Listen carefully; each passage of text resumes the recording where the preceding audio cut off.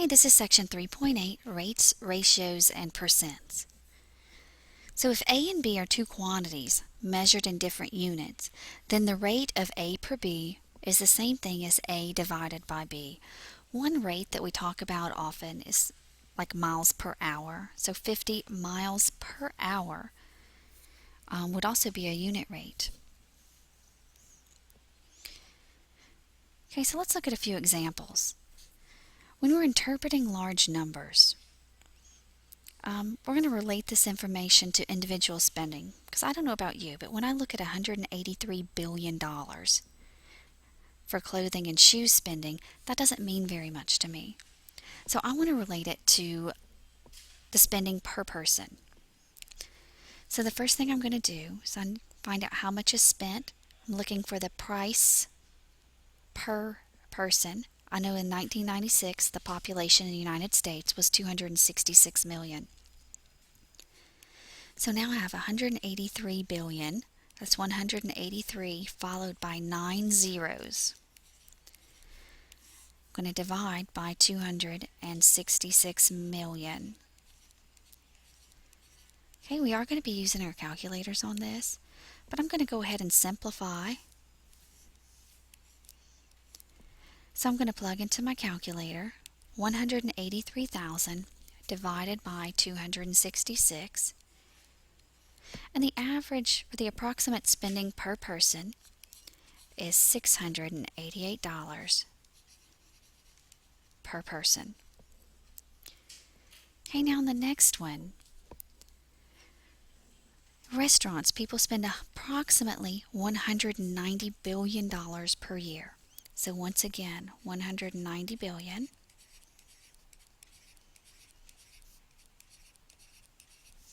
divided by 266 million for our population. I'm going to simplify. I have 190,000 divided by 266.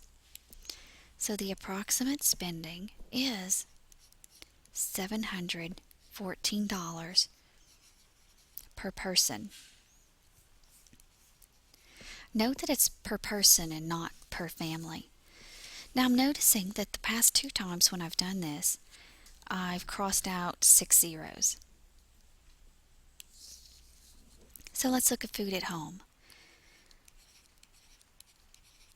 I think I'm going to be able to just do 300,000 divided by 266, and the approximate money that's spent per person for food at home is $1,128, once again per person.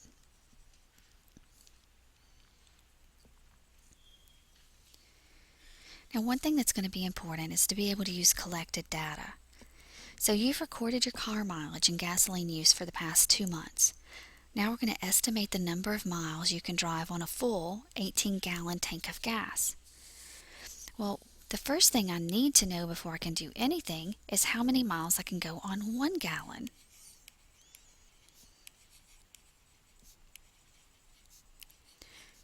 Because if I can figure out how far I go on 1 gallon, I'll be able to figure out the rest.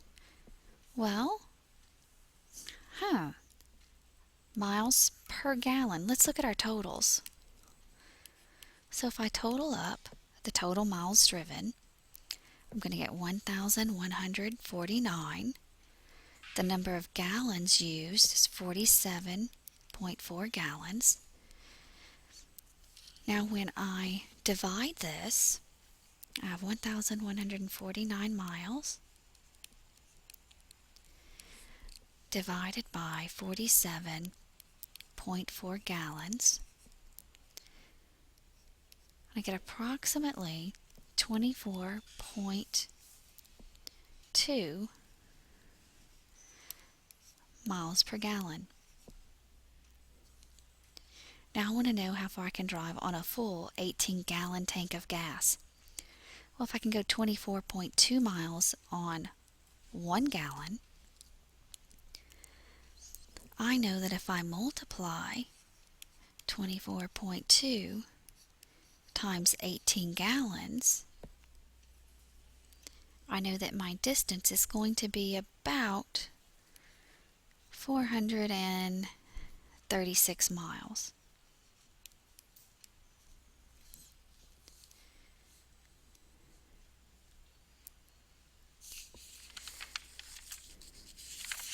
Okay, now if you're visiting Mexico and you want to exchange $180 for pesos, the rate of currency exchange is 12.5 pesos for each US dollar. You want to find out how many pesos you'll receive. Now the currency exchange rate changes constantly.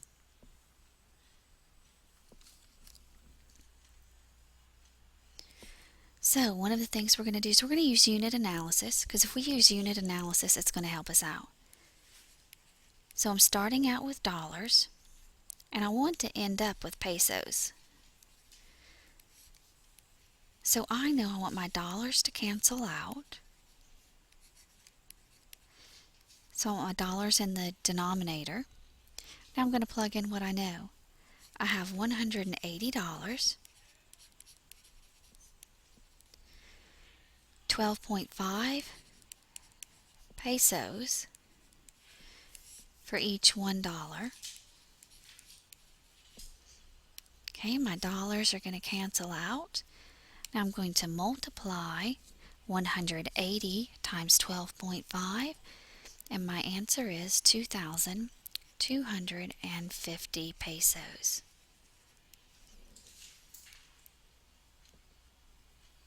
Now on my return trip, I have 180 pesos left. How many US dollars will I receive? I'm going to use the same thing. I'm starting out with pesos. I want my pesos to cancel out so I can get dollars.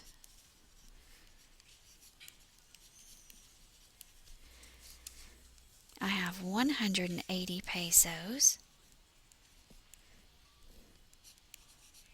Still have $1 per 12. This time it's 12.2 pesos. My pesos cancel out.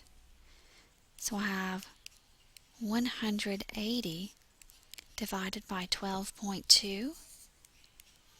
So I get $14.75.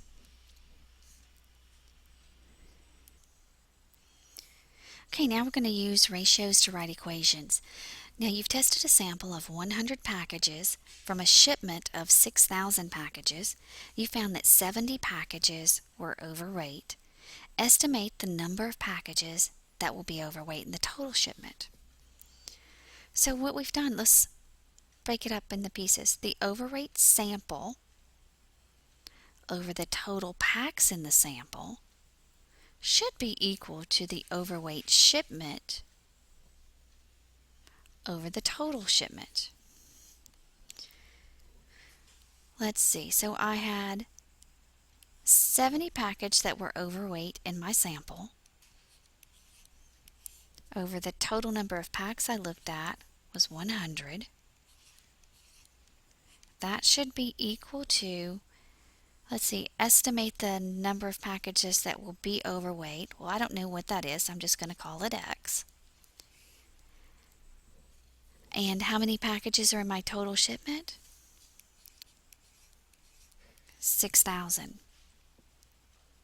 So now I'm going to solve. Going to multiply. Got to get this 6,000 out of my denominator. Going to multiply both sides by 6,000.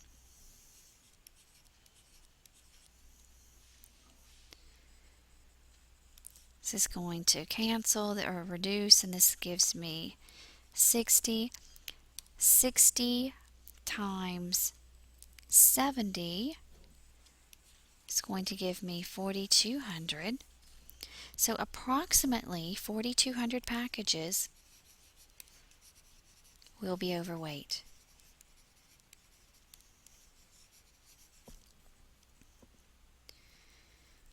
Okay, finding percents. What percent of 15 to 17-year-olds said that they are dating? Now when we're doing these, we're going to put the part over the whole. So 15 to 17-year-olds is right here. Number who said they were dating was 482. That's the part. Divided by the total number is 992.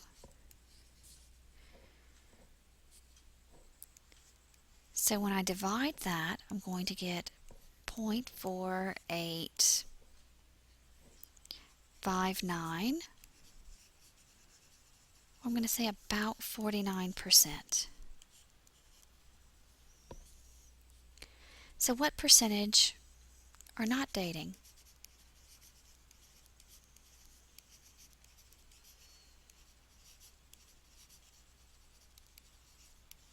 Well, if 49% are dating, then the rest of them are not. So I just say 100 minus 49. So approximately 51% of 15 to 17-year-olds are not dating.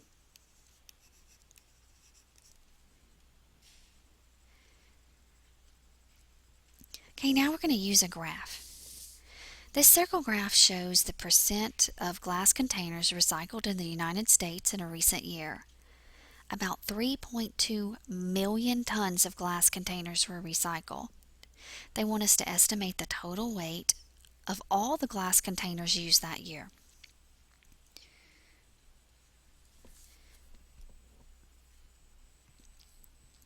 So the first thing I have to do is I have to write down some information.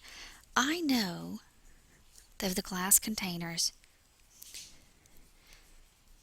3.2 million tons was recycled. And that's 29%. So I know that if I multiply 29% times however much was used, that's going to give me 3.2 million tons, so 3,200,000. Okay, so I'm going to change 29% to a decimal. So I have 0.29x is equal to 3,200,000. I'm going to divide both sides by 0.29.